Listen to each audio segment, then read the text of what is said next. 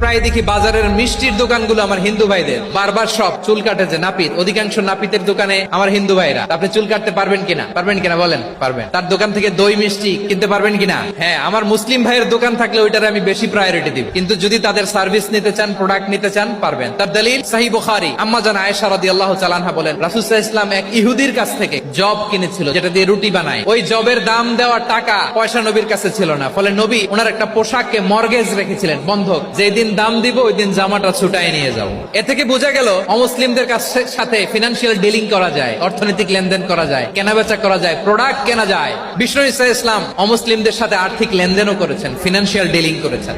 মিশরের বাদশাহ মুকাউকেস তিনি বিশ্বনবীকে বিশাল এক উপহারের ডালি পাঠিয়েছেন। মিশরের বাদশাহ মুকাউকেস ছিলেন ধর্মে খ্রিস্টান। কি উপহার দিয়েছিল আমার নবীকে? 1000 স্বর্ণ মুদ্রা, 2টা খ্রিস্টান দাসী, একজনের নাম মারিয়া বিনতে শামউন আল কিবতিয়া, আরেকজনের নাম সিরিন বিনতে শামউন আল কিবতিয়া। একজন খ্রিস্টান দাস 20 থান কাপড় জামা বানানোর জন্য, এরপরে একটা গাধা যেটার নাম ছিল উফাইর, আর একটা খচ্চর এটার নাম ছিল দুলদুল। তো এই যে সুপার পাওয়ার, খ্রিস্টান বাদশার কাছে নবী চিঠি লিখলেন, ওই খ্রিস্টান বাদশা আমার নবীকে উপহার দিল। বিশ্বনবী এই উপহারগুলো সানন্দে গ্রহণ করেছে। তাহলে অমুসলিম কেউ যদি আপনাকে উপহার দেয়, হালাল উপহার হলে আপনি গ্রহণ করতে পারবেন।